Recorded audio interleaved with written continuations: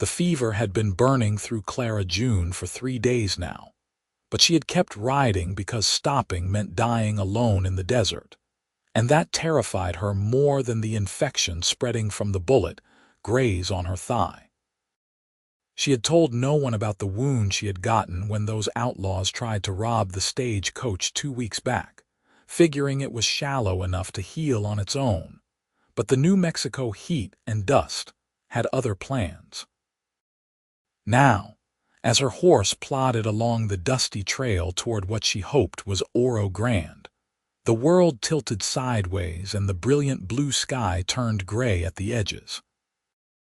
Clara felt herself sliding from the saddle, her fingers too weak to grip the reins, and then she was falling, the hard-packed earth rising up to meet her with a thud that knocked what little breath remained from her lungs. The last thing she saw before darkness claimed her was a pair of worn leather boots hitting the ground beside her, and a deep voice calling out words she could not quite hear over the roaring in her ears. Owen Emmett had been tracking a stray calf for the better part of the morning when he spotted the woman's horse standing riderless on the trail, its reins dragging in the dust. His heart jumped into his throat because a riderless horse in this territory meant nothing good, and he spurred his bay gelding forward, scanning the rocky landscape for any sign of trouble.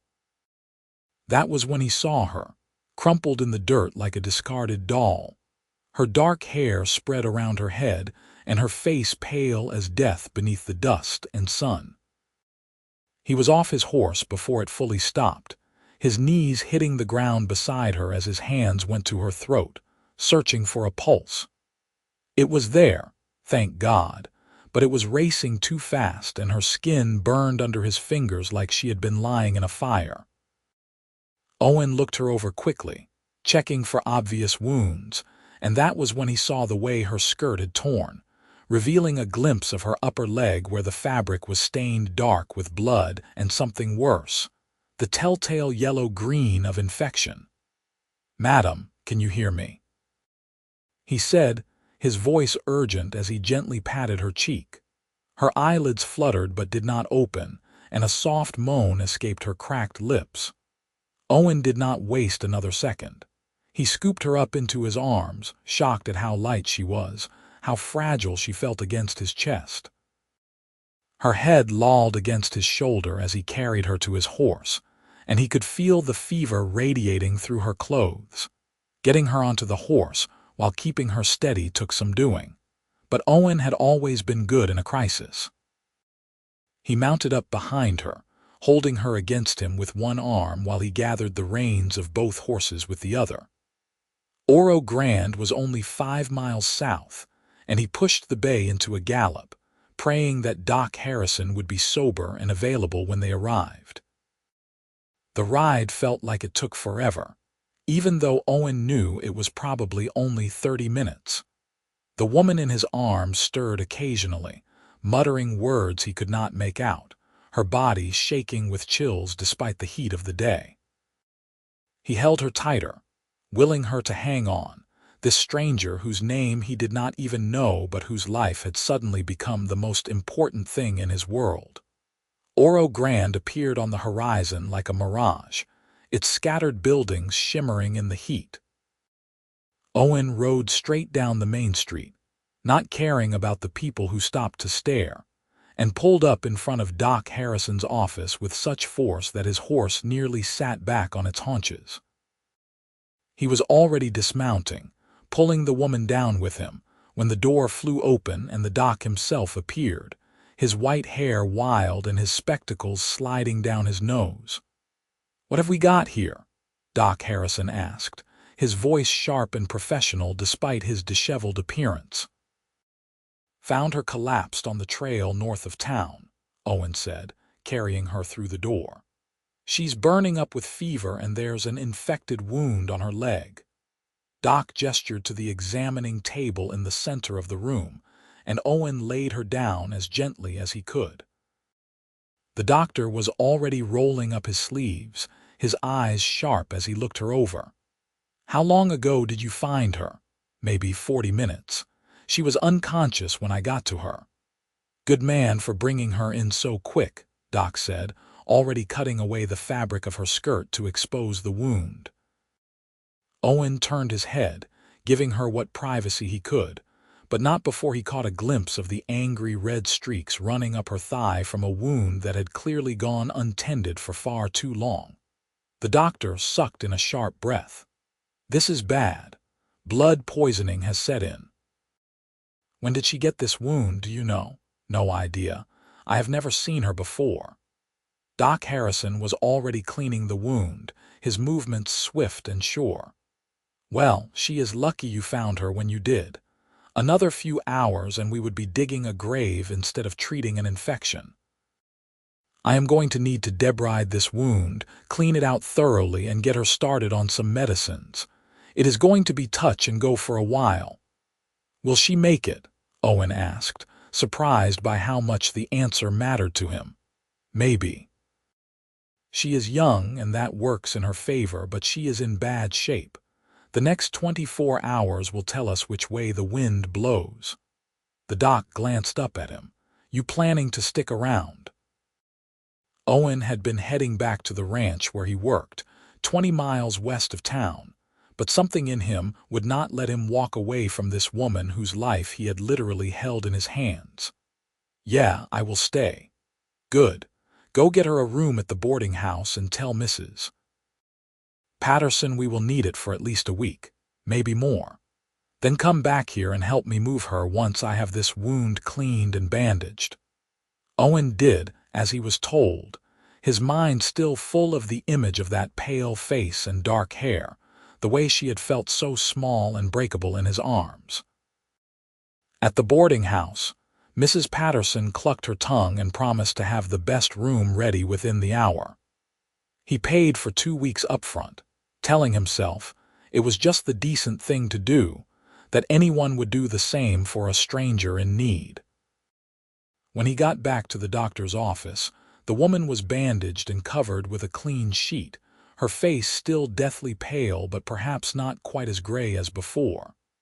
Doc Harrison looked tired. Got the wound cleaned out.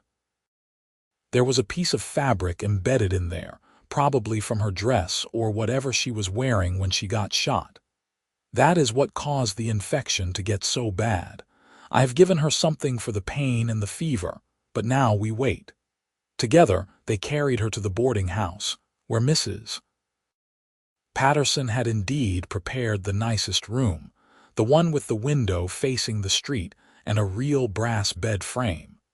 They settled her in, and the landlady promised to sit with her while Owen and the doc went to get some coffee and food. So, what were you doing out that way? Doc asked as they sat in the small restaurant next to the general store, tracking a stray calf. Found something more important instead, I suppose. Owen stared into his coffee cup. Think she will really make it? The odds are not in her favor, son, but I have seen stranger things happen. The human body can be remarkably resilient when it wants to be. The doc leaned back in his chair. You did good today, bringing her in like that. Most folks would have kept riding, told themselves it was not their problem. Could not do that, Owen said simply. He spent that night in the chair beside her bed, dozing fitfully and waking every time she stirred or cried out in her fevered dreams. Mrs. Patterson brought him food and coffee throughout the evening, and Doc Harrison stopped by 3 times to check on his patient. Each time the prognosis remained the same. Wait and see. It was sometime around 3 in the morning when Clara June finally opened her eyes. Owen had been half asleep, his chin nearly touching his chest when he heard her voice, soft and confused. Where am I? He jerked upright, his eyes flying to her face. In the lamplight he could see that her color was better, less of that awful gray pallor, and her eyes, though glazed with fever, were open and aware. You are in Oro Grande, New Mexico, in a boarding house. You collapsed on the trail and I brought you to town. She blinked slowly, trying to make sense of his words. I do not remember. You have been pretty sick, madam. Doc says you have blood poisoning from an untreated wound. How long were you riding around with that bullet graze?" 2 weeks, maybe more. Her voice was barely above a whisper. "There was no town, no doctor. I just kept going. Where were you headed? Anywhere but where I was." She closed her eyes again, exhausted from the brief conversation. "Thank you for helping me. What is your name?" Owen asked, but she had already drifted back into sleep. The next 3 days passed in a blur of fevers and chills, moments of clarity followed by long stretches of delirium. Owen stayed by her side through all of it, learning from Doc Harrison how to change bandages and check for signs that the infection was spreading or retreating. Gradually, slowly, the woman began to improve. The red streaks on her leg faded, the fever broke and stayed broken, and she was able to stay awake for longer periods.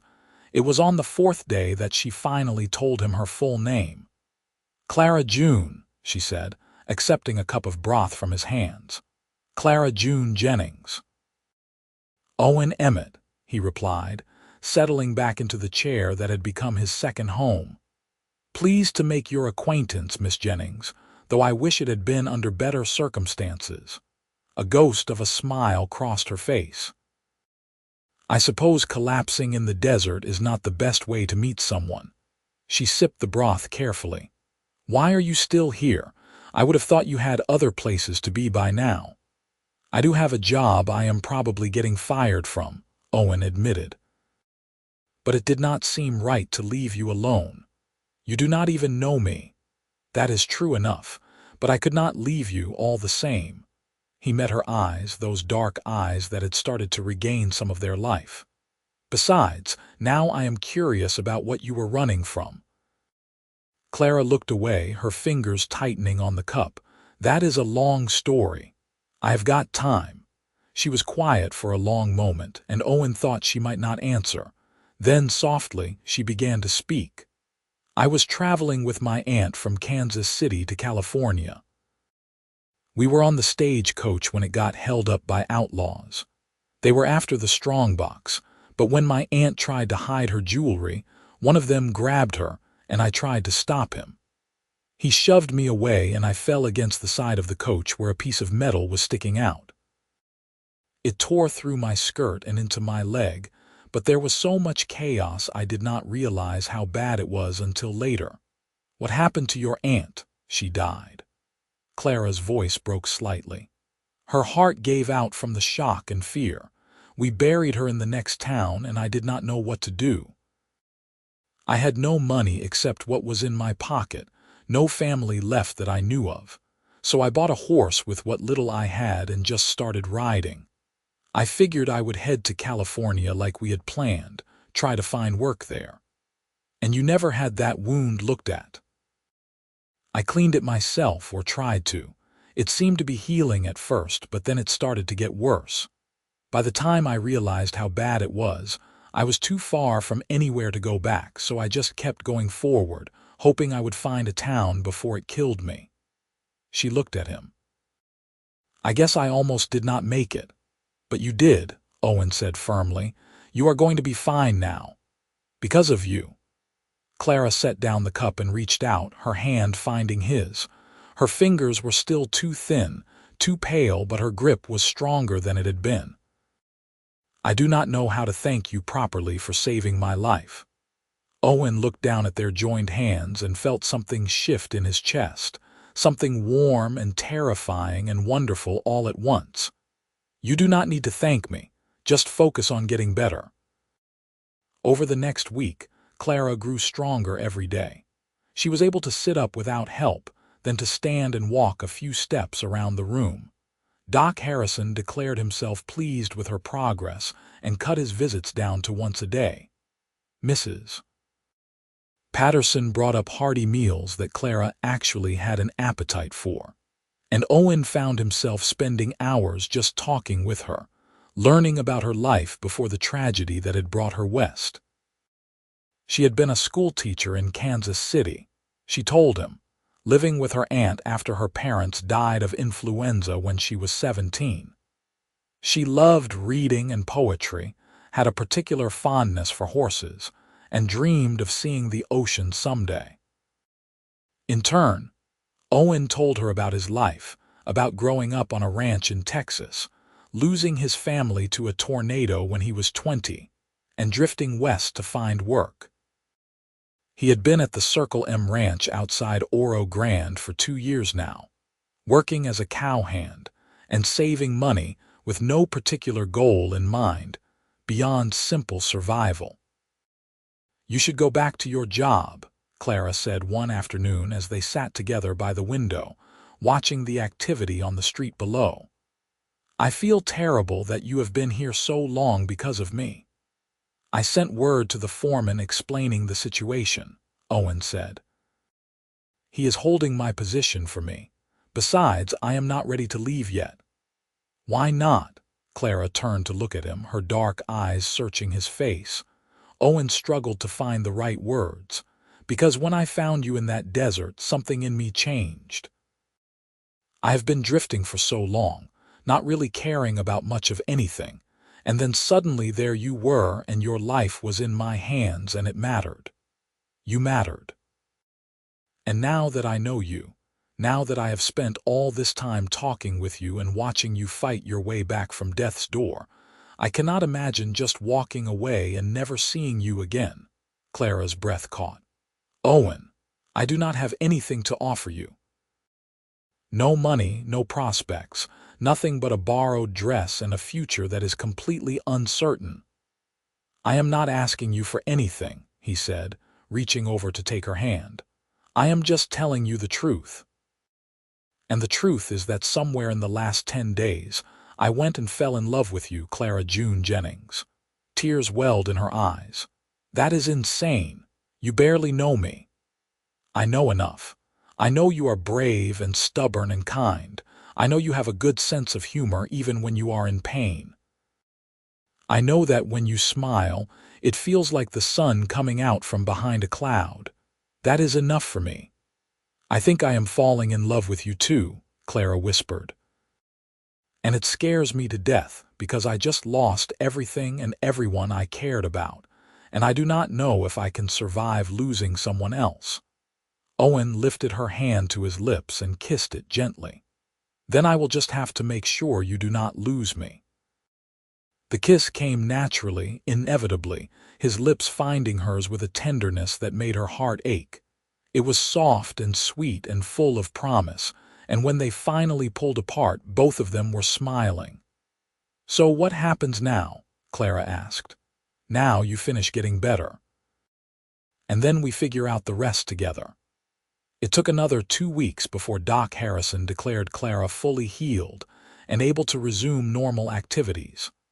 By then, Owen had returned to his work at the Circle M Ranch, riding into town every few days to visit her.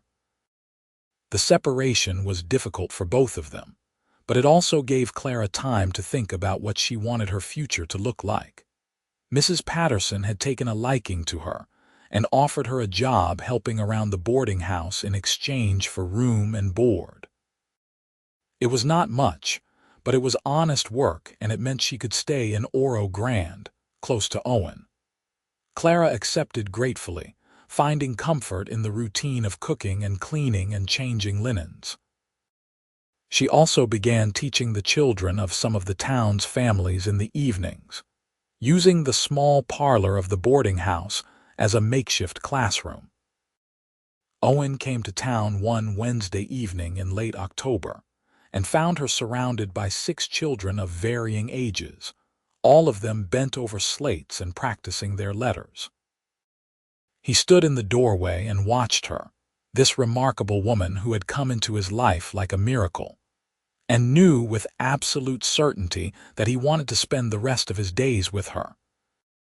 When the lesson ended and the children had gone home, Owen took Clara for a walk through the town, their steps slow and easy in the cooling evening air.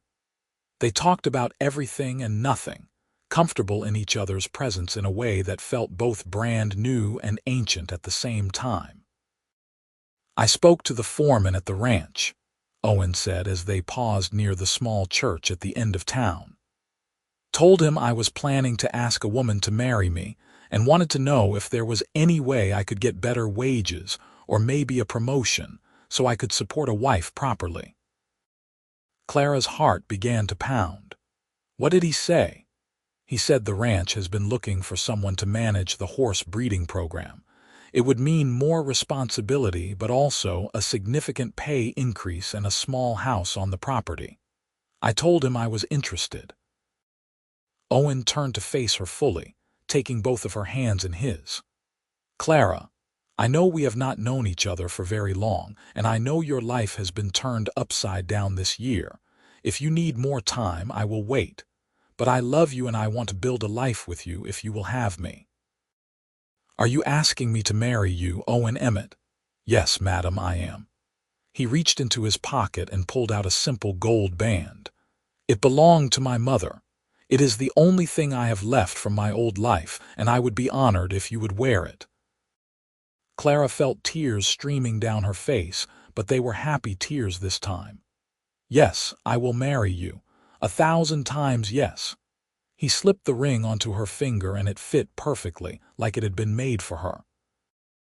Then he was kissing her again, deeper and more passionately than before, and she was kissing him back with all the love and hope and gratitude that filled her heart to bursting. They were married 3 weeks later in that same little church, with Doc Harrison and Mrs. Patterson standing as witnesses and half the town in attendance. Clara wore a simple blue dress that Mrs. Patterson had helped her sew, and she carried wildflowers that Owen had picked that morning. When the preacher pronounced them husband and wife, Owen kissed her so thoroughly that several people in the congregation laughed and applauded. The foreman had been true to his word, and the little house on the Circle M ranch was ready for them to move into immediately. It was small but well built, with 2 rooms and a stone fireplace and a view of the distant mountains that took Clara's breath away. Owen carried her over the threshold and set her down gently in the main room, which served as both kitchen and living space. "Welcome home, Mrs. Emmett," he said, his voice warm with love. "Home," Clara repeated, trying out the word. It had been so long since she had a real home, a place where she belonged. I like the sound of that. Their first night as husband and wife was everything Clara had dreamed it would be and more. Owen was gentle and patient, taking his time to learn what pleased her, and she discovered a passionate side of herself that she had never known existed. Afterward, they lay tangled together in the narrow bed, talking softly and making plans for their future. "I want to keep teaching," Clara said, tracing patterns on his chest with her fingertips. "Even if it is just a few children, I miss it." "There are families on the ranch who would be grateful for that," Owen replied. "The nearest school is 15 miles away, and most folks cannot spare the time to take their children there regularly. You could teach right here. And maybe someday we will have children of our own who will need teaching," Clara added softly. Owen tightened his arms around her. "I would like that very much." The months that followed were the happiest of Clara's life. She settled into her role as Owen's wife and as the unofficial school teacher of the Circle M ranch. 5 children came to her house 3 times a week for lessons, and their parents paid her in eggs and milk and fresh vegetables from their gardens. Owen thrived in his new position, working long hours but coming home each evening with stories about the horses he was training and the foals that were being born. They were not wealthy by any means, but they had enough. More importantly, they had each other, and the love between them only grew stronger with each passing day. Clara had nightmares sometimes about the stagecoach robbery and her aunt's death, about collapsing in the desert and thinking she was going to die alone. But Owen was always there to hold her when she woke up gasping, to remind her that she was safe now, that she was loved, that her past did not define her future. Winter came to New Mexico with cold winds and occasional snow, and Clara discovered that she loved the way the landscape looked when it was dusted with white. She and Owen would bundle up and walk along the frozen creek that ran through the ranch property, their breath forming clouds in the air as they talked and laughed and planned for spring. It was on one of those winter walks that Clara realized her monthly courses were late. She said nothing to Owen at first, not wanting to raise his hopes until she was certain, but as the weeks passed and her body began to change in subtle ways, she could no longer deny the truth. She was pregnant. She told him on Christmas Eve, standing in their little house with the firelight dancing on the walls and a small pine tree in the corner that Owen had cut down and dragged home for her. He had just given her a gift, a beautiful leather-bound book of poetry that he must have sent away to Santa Fe for, and she held it in her hands as she gathered her courage. "Owen, I have something to tell you," she began, her voice shaking slightly. He looked up from the fire he was tending, concern immediately crossing his face. "What is it? Are you all right?" "I am more than all right." She set the book down and crossed to him, taking his hands. "I am pregnant. We are going to have a baby." For a moment, Owen just stared at her, his expression unreadable. Then a slow smile spread across his face, growing wider and brighter until he was grinning like a fool. "Truly, we are going to be parents." "Truly," Clara confirmed, laughing as he swept her up and spun her around, both of them giddy with joy. "This is the best Christmas gift I have ever received," Owen said, setting her down and cupping her face in his hands. "Thank you, Clara. Thank you for giving me everything I never knew I wanted." The pregnancy was not always easy. Clara suffered from morning sickness well into her 4th month, and there were days when she could barely keep anything down. But Owen was endlessly patient, bringing her dry crackers and weak tea, rubbing her back when the nausea was at its worst, and telling her stories to distract her from her discomfort. As her belly grew, so did their excitement. They spent hours discussing names and making plans for the future. Owen built a cradle from wood he had carefully chosen and sanded smooth, and Clara sewed tiny clothes and blankets, her stitches careful and precise. The baby came in late August of 1886, on a day so hot that even the lizards sought shade. Clara's labor started in the early morning hours and lasted through the afternoon, with Doc Harrison in attendance and Mrs. Patterson there to help. Owen paced outside the house, unable to sit still, jumping every time he heard Clara cry out.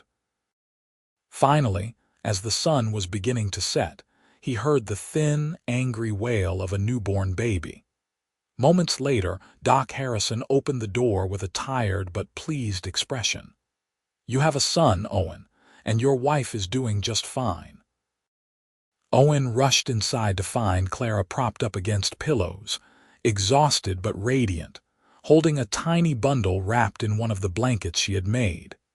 He approached slowly, almost reverently, and looked down at the wrinkled red face of his son. "He is perfect," Owen whispered, his voice thick with emotion. "Oliver," Clara said.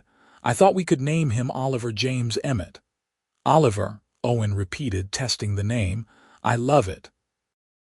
He sat carefully on the edge of the bed and put his arm around Clara, the three of them forming a tight little circle.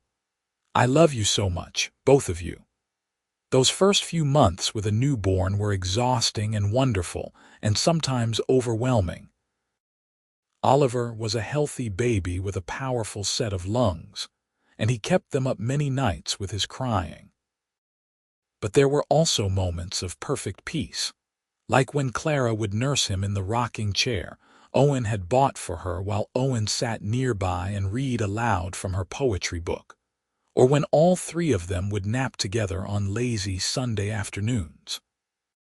Clara had temporarily suspended her teaching to focus on the baby, but she missed it terribly and was determined to return once Oliver was a bit older.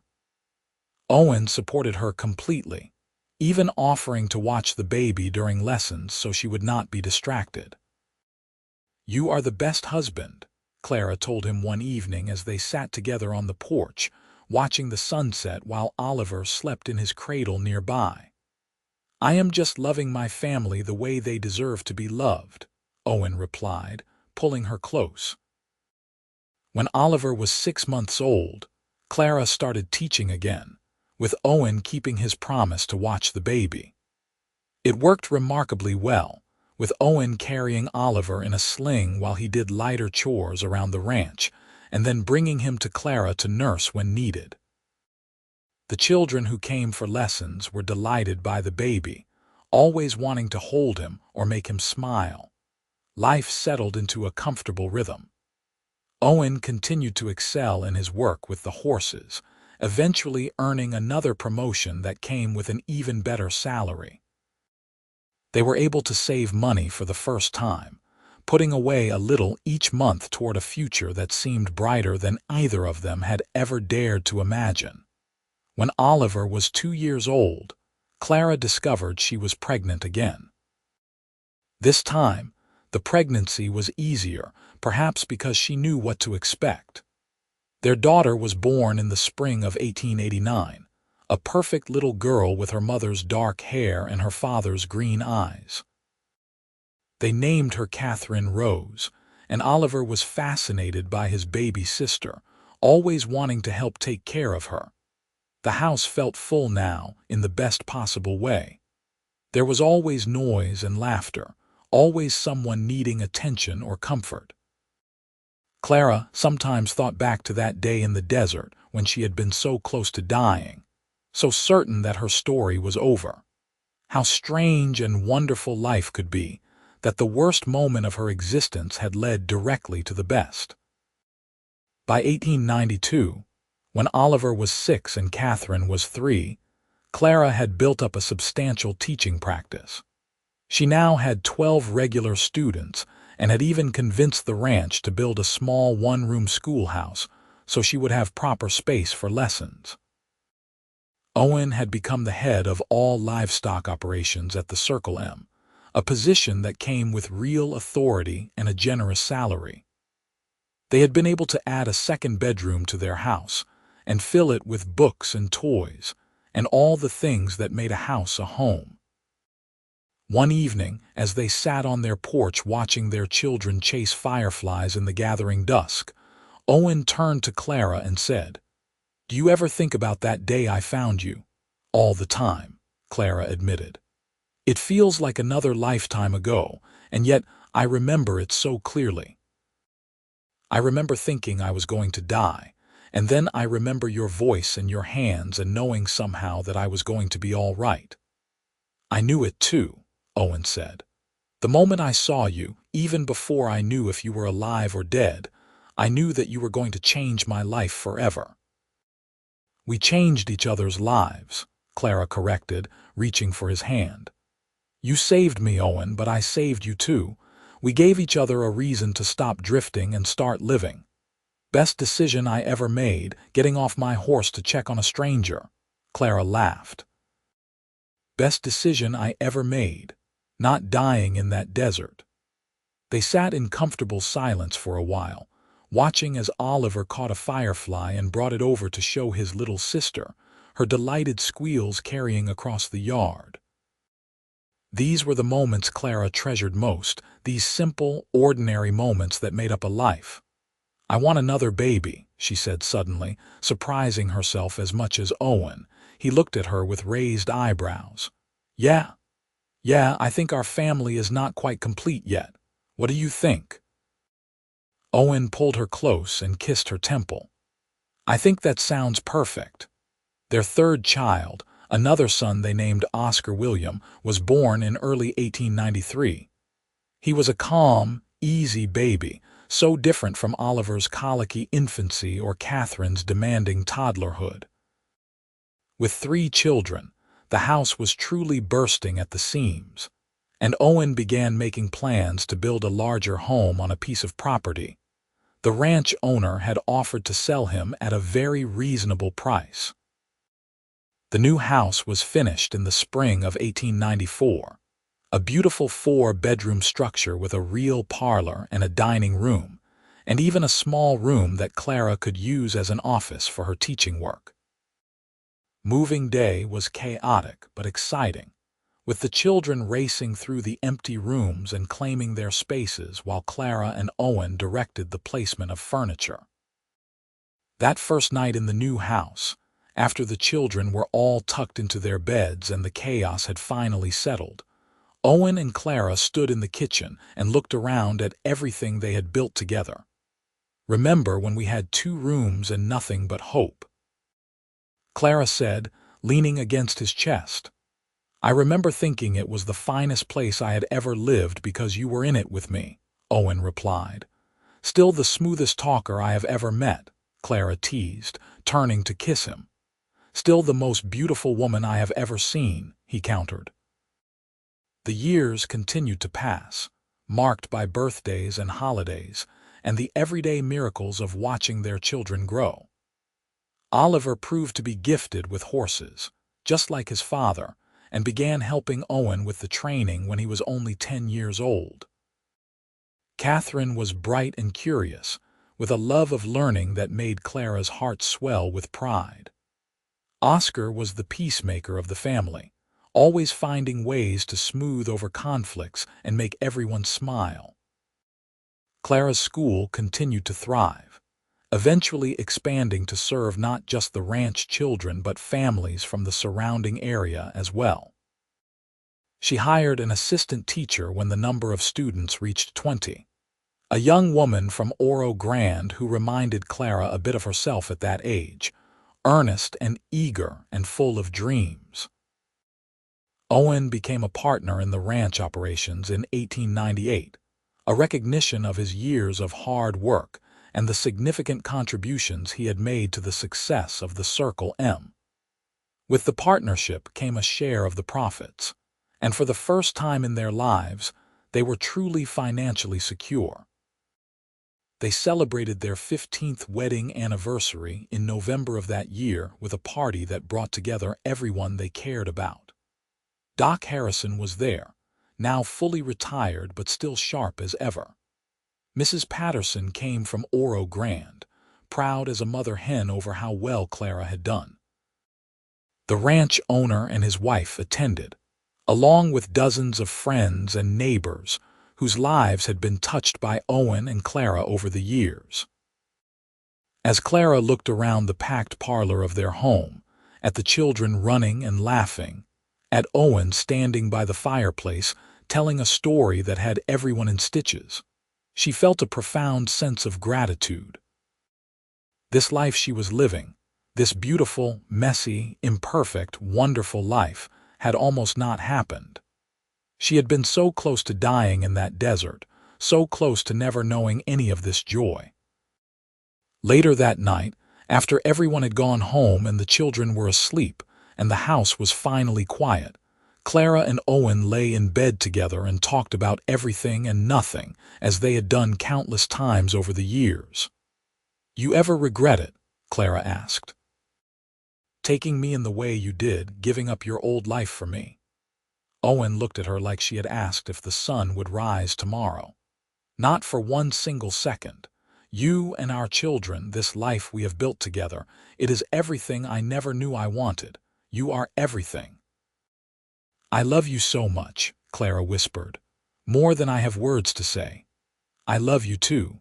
From that very first moment in the desert until my last breath on this earth, you are it for me, Clara. You are my whole heart." They made love slowly, tenderly, with the comfort of long familiarity and the passion that had never faded between them. Afterward, Clara fell asleep in Owen's arms, safe and loved and home. The children continued to grow. Oliver, at 19, took on more and more responsibility with the horses, showing a natural talent that exceeded even his father's considerable skills. He had started courting a girl from one of the neighboring ranches, and Clara could see wedding bells in their not-too-distant future. Catherine, at 16, was preparing to attend a teaching college in Santa Fe, determined to follow in her mother's footsteps, but on a larger scale. She dreamed of opening a school for girls, a place where young women could receive the same quality education as their brothers. Oscar, at 13, was still finding his way, showing interest in everything from ranching to medicine to law. Clara suspected he would end up doing something entirely different from the rest of the family, and she could not wait to see what path he chose. In 1902, Clara published a small book about her experiences teaching in rural New Mexico. It was not a bestseller by any means, but it was well received and led to her being invited to speak at education conferences throughout the territory. Owen was immensely proud of her, always her biggest supporter and most enthusiastic champion. They traveled together to Santa Fe for one such conference when Clara was 42, taking a rare trip without the children. It was like a second honeymoon, staying in a nice hotel and dining in restaurants and walking through the city streets hand in hand. On their last night before returning home, they climbed up to the roof of their hotel to watch the sunset over the mountains. "I have been thinking," Owen said as they stood together, his arms wrapped around her from behind, "about how we should spend the rest of our lives." "Oh, and what have you decided?" Clara asked with amusement. "That I want to spend every single day making you as happy as you have made me. That I want to travel with you and spoil our grandchildren and grow old watching sunsets just like this one. That I want to wake up next to you every morning until the day one of us does not wake up anymore." Clara turned in his arms to face him. "That sounds perfect. Although I hope the not waking up part is very, very far in the future." "Agreed," Owen said, and kissed her as the sun sank below the horizon and the first stars began to appear in the darkening sky. They returned home to find that Oliver had indeed proposed to his sweetheart, and they were planning a summer wedding. Clara threw herself into the preparations with enthusiasm, helping to sew the wedding dress and plan the reception that would be held at their home. Owen built a beautiful arbor for the ceremony, decorating it with flowers and ribbon, and when the day finally arrived, there was not a dry eye in the crowd as they watched the young couple exchange their vows. Catherine left for college that fall, and Clara found the house felt strangely empty without her daughter's constant chatter and boundless energy. But Catherine wrote long letters every week, full of her experiences and observations, and came home for holidays with new ideas and greater determination to make her mark on the world. Oscar surprised everyone by announcing that he wanted to study engineering. None of them even knew he had been interested in such things, but apparently he had been devouring every book on bridges and buildings and machines that he could get his hands on. Owen and Clara supported his dreams wholeheartedly, already making plans to send him to college when the time came. The years rolled on, each one bringing new joys and new challenges. Oliver and his wife gave them their first grandchild in 1904, a baby boy they named William Owen. Clara cried when she held him for the first time, overcome by the miracle of this new generation, this continuation of the family line that had almost never been. Catherine graduated from college and did indeed open her school for girls, though it started small with only 8 students. But she was determined and brilliant, and Clara had no doubt she would succeed. Oscar went off to study engineering in Denver, sending home intricate drawings of his projects and excited letters about everything he was learning. Owen and Clara settled into their 50s with grace, their hair going gray, their faces lined with the marks of laughter and worry and all the emotions that make up a well-lived life. Owen's hands became arthritic from years of ranch work, but he never complained, and Clara's eyesight began to fail slightly, requiring her to wear spectacles when she read. But they were happy, deeply and profoundly happy in a way that had nothing to do with perfect circumstances, and everything to do with having lived a life filled with love. They took walks together every evening, their steps slower now, but their hands still tightly clasped. They still talked for hours, still found new things to learn about each other even after so many years together. In 1908, on a crisp autumn day much like the one on which they had married 23 years earlier, Owen and Clara returned to the spot outside Oro Grande where he had found her collapsed in the desert. They had not been back here in years, but Clara had woken that morning with a sudden desire to see it again, to stand in the place where her life had changed forever. They rode out together, Clara riding the gentle mare that Owen had trained specifically for her, Owen on his faithful bay who was getting old now but still game for a ride. When they reached the spot, Clara dismounted and stood looking around, trying to match her fragmented memories with the reality of the landscape. "This is it," Owen said quietly. "Right here is where you were lying." Clara closed her eyes, remembering the fever and the fear and the absolute certainty that she was going to die alone. Then she opened them again and looked at Owen, this man who had saved her in every way a person can be saved. "Thank you," she said simply. "For what? For stopping. For caring. For giving me everything." She took his hand. "For loving me. Thank you for letting me," Owen replied. "For fighting your way back to health and then fighting your way into my heart and never leaving." They stood there together for a long time, two people who had somehow found each other in the vastness of the New Mexico desert and built a love that would last forever. The wind blew softly around them, carrying the scent of sage and dust, and somewhere in the distance, a hawk cried out. Finally, they mounted their horses and rode home together, back to the life they had built, the family they had created, the love that sustained them through everything. That night they sat on their porch and watched the sunset, their grandchildren playing in the yard, their children happy and successful, their hearts full. "You know what the best part is?" Clara asked as the sky turned orange and pink and purple. "What is that?" "We still have so much more ahead of us, so many more sunsets and sunrises, so many more moments to treasure." Owen pulled her close, pressing a kiss to her gray hair. "Then let us not waste a single one." They did not. They lived fully and joyfully for many more years, watching their family continue to grow and flourish. More grandchildren came, and then great-grandchildren, each one a blessing and a joy. Clara finally retired from teaching at 68, though she never really stopped, always tutoring neighborhood children or helping with homework when her grandchildren visited. Owen continued to work with horses well into his 70s, unable to imagine a life that did not involve the animals he loved so much. He moved slower and tired more easily, but his expertise and gentle touch with even the most difficult horses never diminished. They celebrated their 50th wedding anniversary in 1925, surrounded by more than 100 people, including children, grandchildren, and great-grandchildren.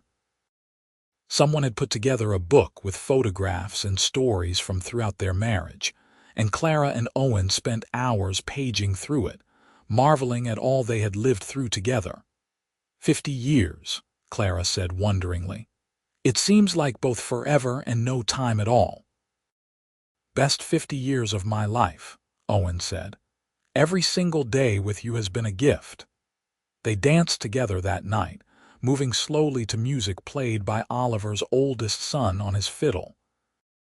Clara rested her head on Owen's chest, listening to the steady beat of his heart, and felt more grateful than she had words to express. This man, this life, this love, it was all more than she had ever imagined possible on that day when she thought she would die alone in the desert. Owen passed away peacefully in his sleep in the winter of 1928, at the age of 79. Clara woke one morning to find him still beside her, his hand still holding hers, his face peaceful in death. She did not cry right away, too shocked by the sudden absence of the person who had been her constant companion for more than half a century. The funeral was attended by hundreds of people whose lives Owen had touched over the years. They told stories of his kindness, his skill with horses, his devotion to his family, his unwavering integrity. Clara listened to it all, grateful that so many people had known and loved him, but also achingly aware that no one could possibly understand the full depth of what she had lost. In the weeks and months that followed, Clara struggled with the emptiness. The house felt too big, too quiet without Owen's presence filling it. But her children and grandchildren rallied around her, making sure she was never alone for long, filling the silence with their love and their laughter and their determination to honor Owen's memory by living well. Clara lived for 3 more years, dividing her time between her children's homes and the house she had shared with Owen. She told stories about their life together to anyone who would listen, making sure the grandchildren and great-grandchildren knew the man who had been the center of her world. She wrote out the full story of how they met and fell in love, wanting future generations to understand that their family existed because one man chose to stop and help a dying stranger. On a warm summer evening in 1931, Clara June Emmett passed away quietly while sitting on the porch of her home, surrounded by family. She was 73 years old and had lived a life so full and rich that it seemed impossible it had almost been cut short before it truly began. They buried her next to Owen under the shade of a cottonwood tree, their headstones simple but bearing an inscription that told the whole story. Owen and Clara Emmett found each other in the desert, built a love that lasted forever. Their children, grandchildren, and great-grandchildren continued the legacy they had started, carrying forward the values of kindness, hard work, and love that Owen and Clara had lived by. The ranch prospered. The school Catherine had founded grew and thrived. Oscar's engineering firm designed buildings throughout the Southwest. And the family remained close, gathering regularly to share meals and stories, and to remember the couple who had started it all. Years later, one of their great-granddaughters wrote a book about Owen and Clara's love story. It became a local bestseller, and the tale of the cowboy who found a dying woman in the desert and loved her back to life became part of New Mexico folklore, told and retold as an example of how one moment of compassion can change everything, how love can blossom in the most unlikely circumstances, and how the best lives are built on choices to see and help and care for the people around us. And if you go to Oro Grande, New Mexico today, you can still see the old schoolhouse where Clara taught, now preserved as a historic site. You can visit the cemetery where she and Owen rest side by side, their graves always covered with fresh flowers left by descendants who never knew them but carry their legacy forward.